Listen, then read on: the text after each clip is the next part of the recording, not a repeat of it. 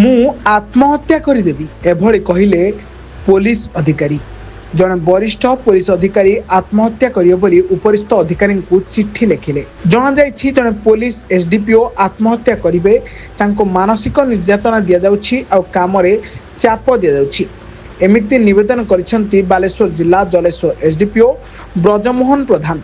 तांको बालेश्वर एसपी निर्यातना देउछंती, एकाधिक दायित्व तांको उपरे लदी देउछंती। एपरिकी जेनेराल मीटिंग रे इन्स्पेक्टर आगरे तांको अपमानित करुछंती। बालेश्वर हेडक्वार्टर रे डीएसपी दायित्व तुलाउथुवा बेले पुणी जलेश्वर रे एसडीपीओ दायित्व तुलाउछंती। बयस तांकर 58 वर्ष हेलाणी। तांको घर कंधमाल जिल्ला रे। एभली तांको मानसिक निर्यातना दिया जाउछि।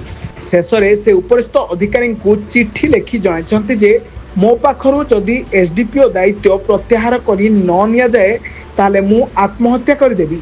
जड़े पुलिस अधिकारी आत्महत्या करने भली निष्पत्ति नेबा केते दूर जुक्तियुक्त सेपटे उपरिस्थ अधिकारी एमपी एमएलए जिलापाल व्यवहार रे अतिष्ठ होई मानसिक स्थिति भल नाही बोली कहिसंती। बालेश्वर देवाशीष दासंक रिपोर्ट ब्लैकेट न्यूज ओडिया।